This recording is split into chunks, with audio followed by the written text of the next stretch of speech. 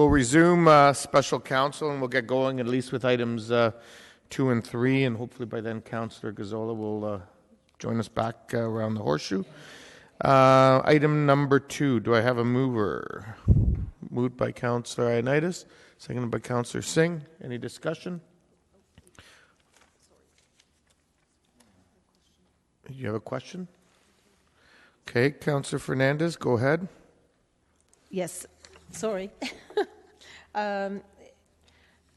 This kind of speaks to something that I've mentioned before in the concern that when we're tendering out projects, if we set a fee, and just like any business that sets a tender out for work that's being done, if the work can't be done within that amount, it's kind of too bad, too sad for the person who's put out that tender and underbid themselves. So I see that as the same situation here. Did they add additional time? Sorry, I need to reread this. They're adding additional time to the time that it took to do the work. Is that correct, Mr. Whitmer? Or Mr. Chapman? Sorry, Wait, this is... Who's Mr. Whitmer? He's coming up as Rod Regier. Go ahead. I'm not Rod Regier, but go ahead. There was additional time that was required to complete the work. We had provided a 70-day contract time, and so once we passed that, then we were in the contingency, which is 10 days. But there were still 19 additional days of contract work that had to be inspected and dealt with, and that's the additional 19 that we had to deal with. I apologize. I just forgot to highlight it. It's right in the report, and I apologize for asking a redundant question. Again, it's really up to Conestoga Rovers. It's not like they haven't done this kind of work before, and now we're having to add, I know it's only $20,000, but $20,000 here, $20,000 there, it starts to add up. Mr. Chapman? Through you, Mayor Verbanovic, we agree wholeheartedly with you. The point to make here is that there are two parts to the project. There's the contractor that actually does the work, and generally speaking, if they take longer than they have estimated, that's their problem. They need to suck up that cost. In this case, we also retain a consultant project manager, and we outline for them what the days of work are. And it's reasonable that if, because of the fault of the contractor, that goes long, they be made whole. But in this case, it's still not a cost to the city. We essentially punish the contractor who went late. We assess liquidated damages against that contractor, and those damages are used to pay the cost of extending the consultant. So at the end of the day, the city's made whole. We recover the costs from the delinquent contractor, but we're under an obligation to pay our consultant for the extra work that they were doing that was not contemplated in their contract. Okay, so I'm hearing two things. One, you're saying that we're going to be made whole on the additional, rounded off to $20,000, or correct. And then the second thing I heard was that we have to pay the consultant. So I apologize. Right, so this is only dealing with the consultant. If you look on the financial implications on the second page, essentially we punish the contractor for going late under the terms of the contract by charging them $1,000 per day. Out of those damages, we're able to pay the consultant who is working for us on that project the legitimate cost for them to be on the project longer than we'd anticipated. Okay. As long as we're being made whole at some point in time, I would be comfortable with this. That's what Mr. Chapman is saying. Yep. So basically, with the contract, we punish the person who didn't fulfill their obligations, but in order to be able to pay the person that's doing the work for us, they need the authorization through this process to make it happen. Okay, I appreciate that. Thank you for that clarification. Okay. Councillor Gazzola. Yeah, my question's probably been answered now because that was my concern. My concern was that the project was 41% overspent, and I was wondering what the explanation was for that. Is there an explanation for that? Mr. Whitmer. Unfortunately, Mr. Chair, I don't have the details associated with that. I'd have to go back and check with staff as to what specifically the issue is. It's a water main relining, so obviously it was a technical problem associated with doing some of the work. Well, that's okay. I'll stop you there. I was. It would be nice if we learned from it to help us in the future. My concern was as to why we get stuck with this cost, but we're not. And so if that's the case, I'm happy with it. That's.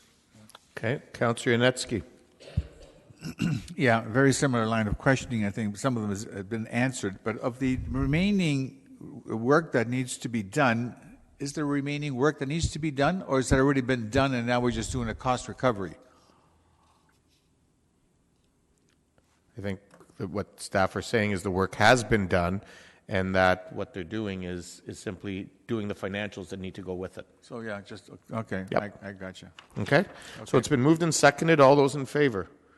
Opposed? That's carried unanimously. Moving on to item number 3, sports lighting, Peter Hallman Ball-Yard. Do I have a mover? Moved by Councillor Galloway Seelock, seconded by Councillor Marsh. Any discussion? All those in favor?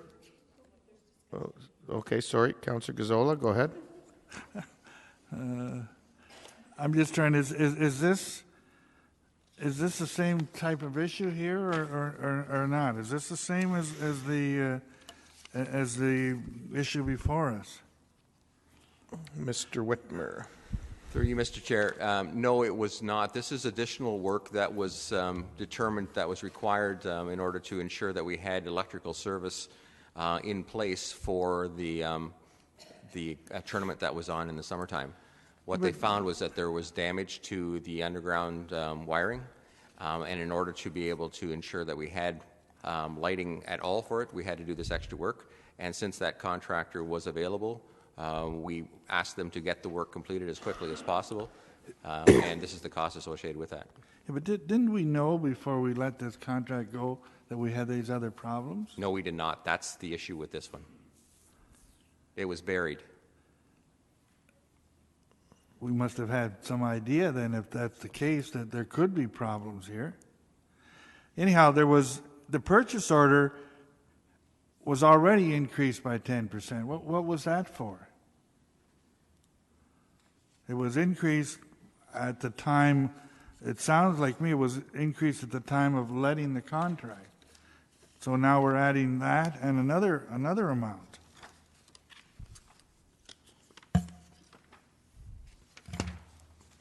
Just check my notes here. If you look, you referred to it on page 3.2, but you don't really give any explanation. And then you also add this 22,000. If you look on page 3-3, you have the original tender plus 10% plus this 22,000. Are we double counting there, or? Mr. Chapman? Through you, Mayor Verbanovic, it's my understanding that no, we're not double counting. As you know, the Director of Purchasing can authorize an increase to a PO by up to 10%, provided there are budget funds available. He exercised that authority, but the overrun went beyond that, and that differential is what's coming before you today. So then I'll go back to my question, though. Then what was that extra 10% for? It's probably legitimate. He has the authority, but... Right. My understanding is it was both costs are part and parcel of the same issue that was uncovered during construction. It's just that he only had authority to deal with 10% of the variance. The balance is now coming forward to council. So the whole overrun really was $40,000. Correct. He was able to handle 17 of it, and now we have to handle the rest. Right. Well, why wouldn't we have been told that at the time he was increasing it by 10, that he should have been increasing it? Is there an explanation for that? Like, why would the report not say that it's actually a $40,000 overage and we're just dealing with the rest now? Mr. Chapman? Just asking. Through the chair, perhaps the report could be clear on that. It is identified in the financial implications under section 3.3, the total additional work and how that's split between the PO increase and the amount being requested by council. But I take the point that differentiation could be clear. Okay, point taken for next time.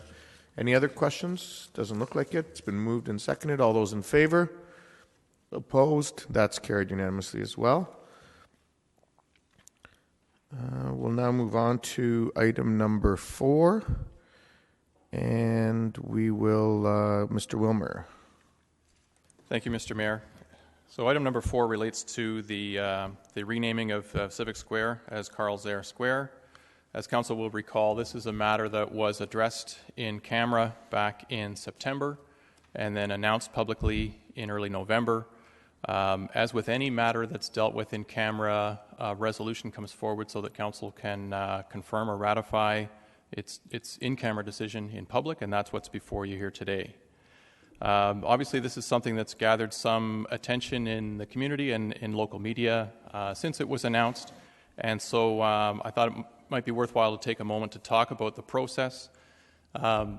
It was legitimately dealt with in camera because it was a personal matter with an identifiable individual. Obviously, in order to make this a surprise for Carl Zare, we didn't include him in the in-camera meeting, and we didn't engage the community so that it would still be the first he would hear of it was when it's announced at the public celebration early November. This is consistent with the process that was undertaken when the Dom Cardillo Arena was named in honor of Dom Cardillo. We are aware that certainly there's a policy in place now to guide us on the naming or renaming of corporate facilities, and as staff, we were satisfied that the process we undertook met the intent of that policy.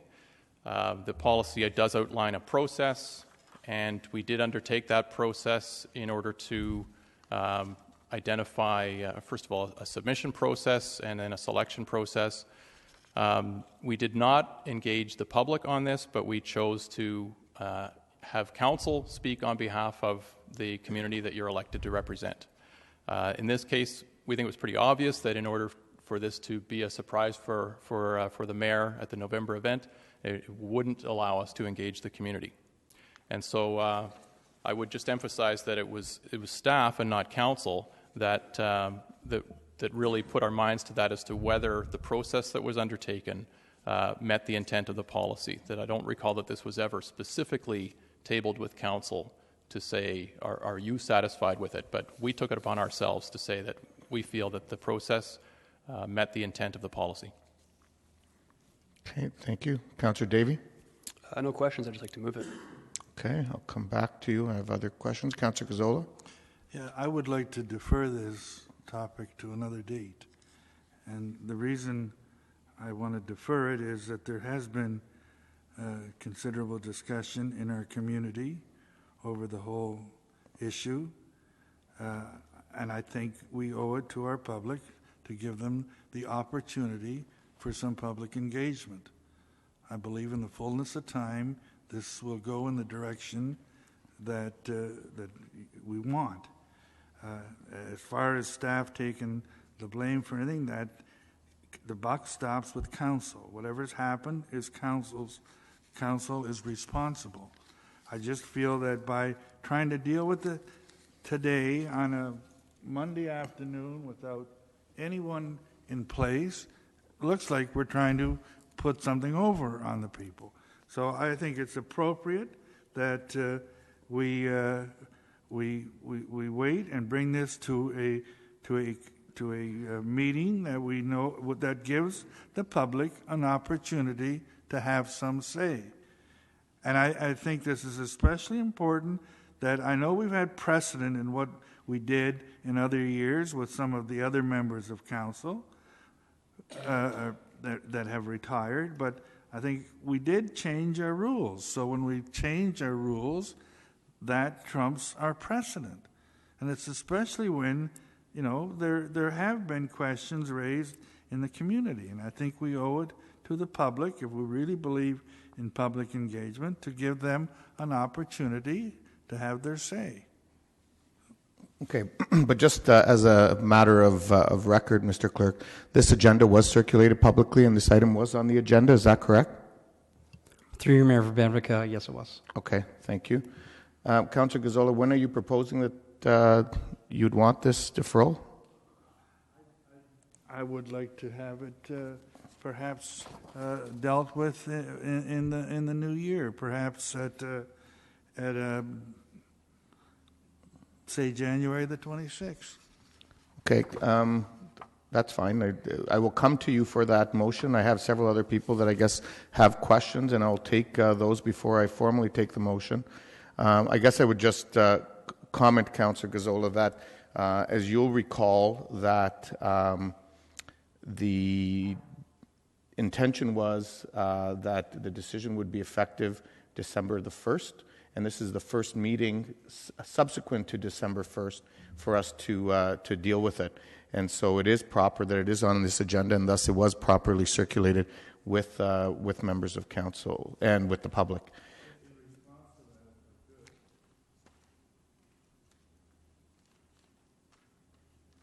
Where are you? Go ahead, Councillor Gazzola. And I'm not arguing with that, and I also said the buck stops with council. I appreciate that. What you've done has been appropriate. I'm just saying, for the sake of transparency, I'm asking you to defer it to give our constituents an opportunity to have their say if they want to have their say. Okay. Councillor Yanetsky. Thank you. Where Councillor Gazzola is going with, I'm prepared to accept the deferral as well, and I'll outline my reasons for it. When this was dealt back with staff and in caucus, I was not aware of the policy that we had to go through in terms of public engagement, and staff took the lead on this and moved forward with it. At that time, and I thought if we're going to be doing some type of naming in recognition of former Mayor Carl Zaire, I thought the appropriate time would be to do it after he finished office, as opposed to him still being in office for the last month or two, and trying to do it behind closed doors and trying to do it without really full public engagement. When this item was initially to be put on the agenda for last the inauguration, and it was removed, I thought that it would then come forward at the next formal council meeting, which would be next Monday night. At that time, some people had already asked me about this naming because it has now become public information, and there's been a response and a reaction to it. So I indicated to some people who have spoken to me that it would be my opinion that it would normally go next Monday, as opposed to a special council meeting here done in an afternoon when there's nobody in the gallery. Again, I sort of think that somehow it's just trying to be quickly approved here without really any public engagement, even though technically, as the clerk pointed out, it probably has met the requirements of being a public notice, and the public would have been aware of that. I really wonder how many people of the public are aware of this that is being tabled this afternoon, because there's nobody here. So I'm prepared to support the motion for deferral into January, and I think we need a proper engagement. I'm not saying there shouldn't be any recognition, but I think we need definitely public input for our long-serving mayor here, and I think by naming a square is something of an issue that I think the public really needs to provide their voice, and they haven't had the opportunity to. That's fine. I'll just remind Council that this is not an issue that should come as a surprise to anyone around the Horseshoe, because as you know, this was originally proposed to be on the agenda for December the 1st, and it was moved to our next council meeting, which is today, in order to keep the ceremonial aspects of December the 1st ceremonial and the business aspects of council to the appropriate meeting. And so nobody should be surprised by the fact that it's on today's agenda. Councillor Etherington. Just some clarification, Mr. Mayor. Does this item, I should know this, but does it go from here to council next Monday? No, this is special council. So Thank this is it. Councillor Davey. Thank you. One question of staff, I'd like to comment if I could. When this policy was written up, did it consider a situation like this where we would be recognizing a current member of council? Or was it more in terms of if we're going to name a park or something along those lines over perhaps someone that's deceased, et cetera? Through the mayor, two comments on that. I think the overall essence of this policy presumes that a community member is making a request. And so I don't think that it anticipated the request coming from city administration or that it would be a city councillor being nominated for that. So that's the first comment. The second comment is that it perhaps does presume that there will be exceptions to process, although not specified in the exceptions section, which are exceptions to criteria. It does say that when a report is coming back from staff to council, the report would include a description of the community process undertaken, if any. So there is an inference or statement in the process that there may or may not be a community process undertaken. Okay. Could I comment, Mayor Bench? Yeah, go ahead. Okay, I'm giving some right, latitude before we go to the motion to defer. Thank you. We've dealt several times where the policy isn't written for specific situations, and this is one of those times. I think what we're doing here is we're potentially sullying something that was supposed to be recognition in the first place. For those that would be interested in deferring this, I would ask to what end? Is there a suggestion that something else be named or that it not be named at all? And I think it's one of those situations where we need to be pragmatic and go forward with this. So I will not be supporting the deferral. I think it's appropriate. And if we're ever supposed to have any sort of surprise recognition again, this would essentially ruins the entire process. So I would encourage members of council to vote against the deferral. Councillor Galloway-Seelock. Yeah, just quickly, I think while I'm always in favor of public engagement, I think this is one we have to look to ourselves. The buck does stop with us, but we need to look to ourselves to make sure that we have the best interest in the community and the community members. And we have an individual who is now obviously retired, but who is the longest serving mayor, who, you know, going out to the community is a difficult one on this one, just because everyone's critical. We all know that. You know, some people will agree with what Mayor Zaire did, and some people won't, just as they won't agree with what I've done in some circumstances as well. And so I think it really falls upon us to make the decision that is best for the community. And I think recognizing our longest serving mayor is the right direction to go. And I'm comfortable making that decision on behalf of the residents that I represent. Councillor Etherington. Yeah, there's a couple of things going on here that trouble me. The first I should get off my chest is that we're in no way, this is on the agenda, we're in no way responsible for what I see as the inferior quality of media coverage. They were here today, they've gone home. I don't think they'd recognize the story if they fell over it. But anyway, putting that to In fairness, there is one reporter here, so putting that to one side. Hi, thanks for staying. Whether or not you believe that former Mayor Zaire deserves to have the square named after him, no one can dispute the fact he's contributed considerably to the city. I have absolutely no doubt about that, and I have no problem with renaming the square. So I won't be supporting the deferral either. Councillor Fernandez. Thanks. It's kind of a sensitive issue, I'm sure, to everybody, between the staff feeling that they had done their due diligence and councillors like myself feeling that I wasn't aware of the policy, and maybe I should have been aware of the policy, so the buck stops with me. But I think after the original announcement, there was quite a number of emails and quite a number of residents, and I could be mistaken, but I believe Kitchener Post had sort of one of their unofficial polls, and it certainly asked for, do you believe that the Civic Square should be named after Carl Zaire, or something to that effect. I apologize, I didn't cut it out, but it did refer to having more public engagement, that there was letters to the editor and such.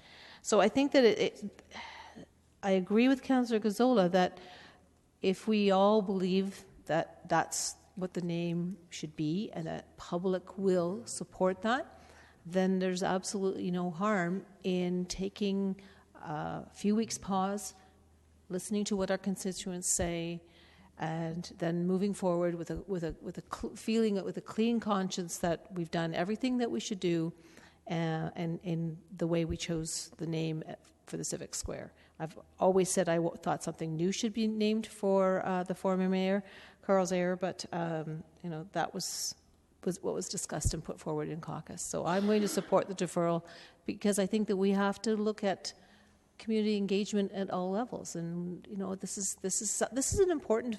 This is going to be there forever, folks. It's not going to be changed in 5 years or 10 years. So let's make sure that we all feel really comfortable and we can hold our heads up and say, yes, we listened to what the public said. Okay, I have one question. Okay, Councillor Marsh, go ahead. I'll hold off on my question and comment. I think I've already quickly, people at the earlier have said, oh, well, you're really interested in community engagement, and yes, it's true. But despite that, I feel that even if we deferred this decision and waited till another month or two, going to the public now with a question on something that the previous council had already decided is regardless, it'll be like an afterthought. And I think that the previous council and staff that made the decision just needs to go with the decision, because if we go back and now ask the public, we know that there will be some criticism, and we know that there will be some support, but unless we go with an actual public consultation process, rather than just sit around and wait for the emails or the phone calls to come in, then it doesn't make any sense to me to just defer it. I feel that if we were to do a public engagement process, it should be done properly from the beginning, and since we don't have that opportunity now, and since we all are in agreement that we want to recognize the longest standing mayor of our city, and I think that it's appropriate to go ahead with the decision that was already made. Thank you. Councillor Ioannidis. Yeah, through you, Mayor Verbanovich, I'm prepared to not support the deferral. I think if we really look at all the facilities and all the naming rights that we have with all of our facilities, and if you pair it up with the sponsorship program that we're developing, you're kind of looking at really not many opportunities to name anything after former mayors there. So I think if we went through public consultation, we're going to give out a list to the public and say, here's a list of 100 properties, and there's really only 2 that can be really named after him or any other member or community leader. So I think this is just a process that we just be spinning our wheels, and so I'm prepared to support the motion brought forward by Councillor Davey. Councillor Singh. Very quickly, it's I think a little unfortunate that the conversation has gone such a way. This was a happy opportunity, a good opportunity. If you really, look in perspective, being elected mayor is probably the highest form here in the city, and that's an honor bestowed by our citizens. And we keep on referring to former Mayor Zare as the longest-serving mayor. That's 5 times. Majority of people, citizens of the city, chose him to lead the city forward. And this is just immortalizing that honor that he was bestowed on him. And there's really no question in my mind that the citizens would want the same thing. So it's a simple question. And the answer is yes in my mind.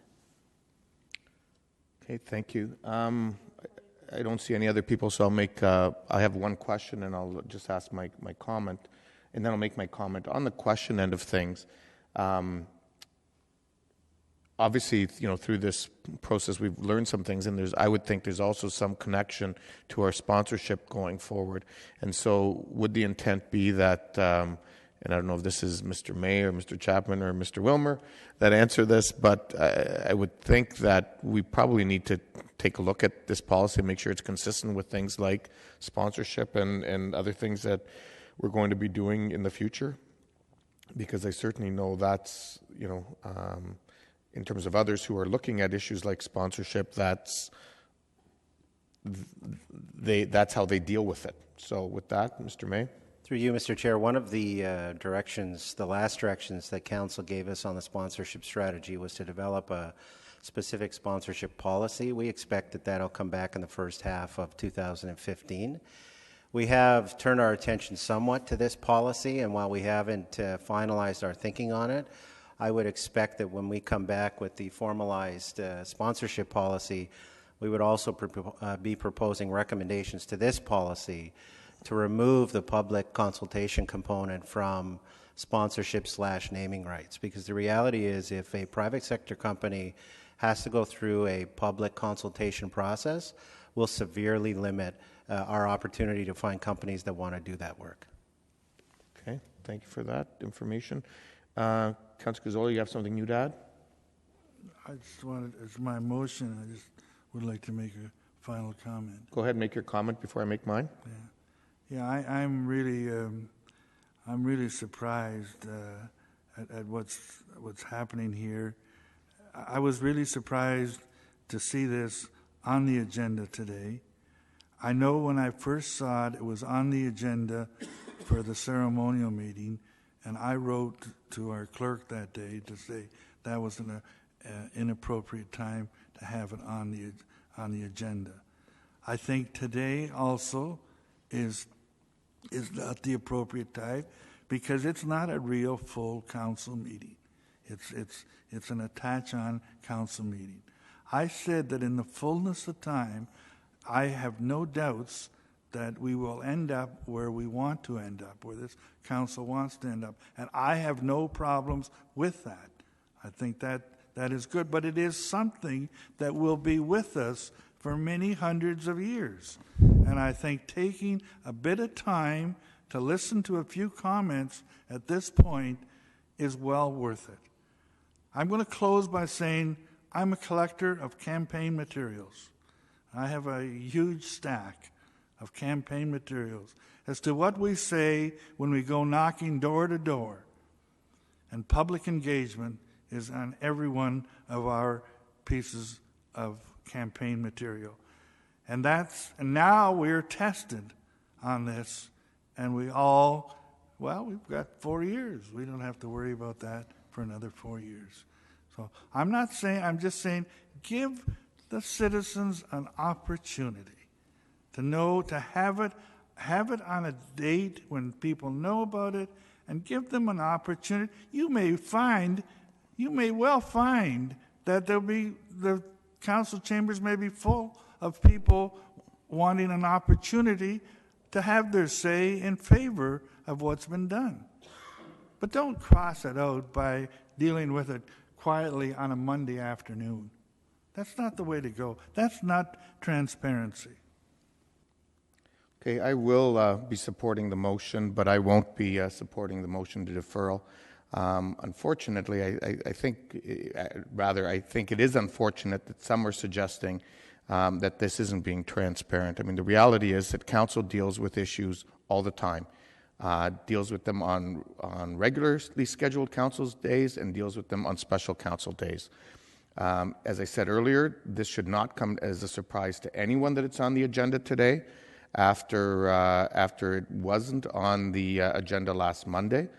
But we made it clear in the announcement that it was effective December the 1st at Mayor Zer's retirement, and this is the first scheduled council meeting outside of the ceremonial meeting to formally make that happen so that we can move things forward. I think, if anything, the lesson that was learned through the process was that we should have done what they did at Mayor Cardello's retirement, and that was have a special council meeting as part of that retirement celebration and deal with it at that point in time.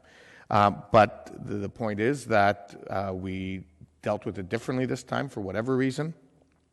And so here it is on the agenda today. I think at the end of the day, we're all elected to be leaders and to make decisions on behalf of the community. I think, as Mr. Wilmer said, in this particular instance, staff is looking to us to be the voice of the community. It's about recognizing someone who has been our city's longest-serving mayor and recognizing them appropriately. And I think what at this time is appropriate is for us to deal with it, and to deal with it in a way that was consistent with how it was dealt with in caucus. So with that, I'll call the motion for deferral to question. Okay. Recorded vote has been called on the deferral. Yes.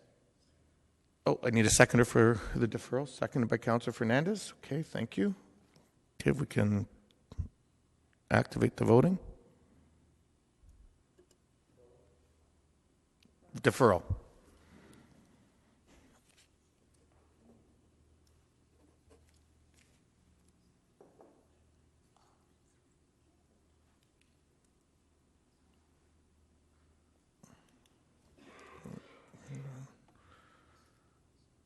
All those in favor of the deferral?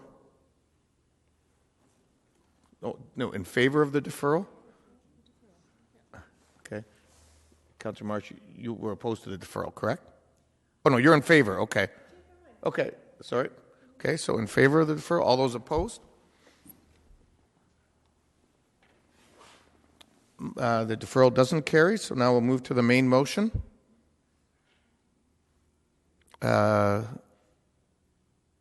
It's been moved by Councillor Davy and it was seconded by Councillor Ioannidis. Recorded vote.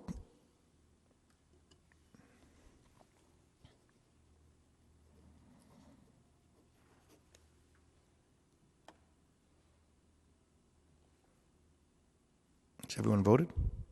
Okay, if everyone who hasn't voted can vote.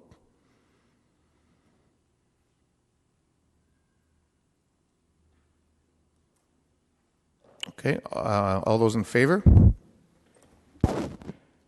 Opposed? That's carried. Sorry?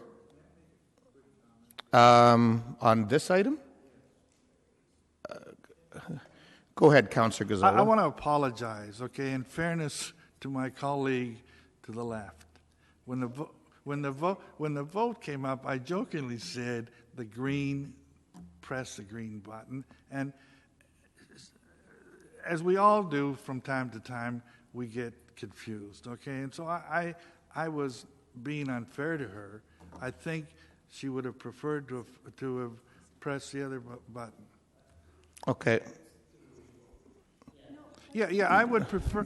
No, Councillor Marsh, go ahead.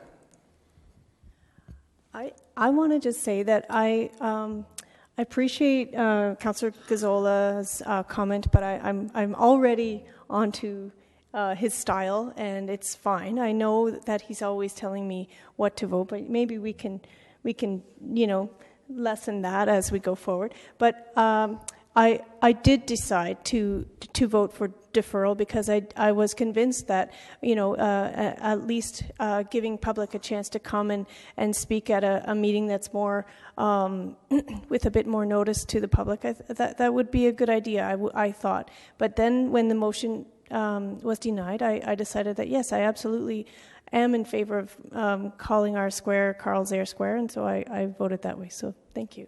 Okay. Thank you. So motion to adjourn, moved by Councillor Singh, second by Councillor... motion for the bylaws, yes. Thank you. Moved by Councillor Singh, second by Councillor Ioannidis. All those in favor? All those in favor? Opposed? That's carried. Motion to deal the... just all three bylaws have been done. Okay, so motion to adjourn? Moved by Councillor Schneider, second by Councillor Fernandez. All those in favor, opposed, that's carried.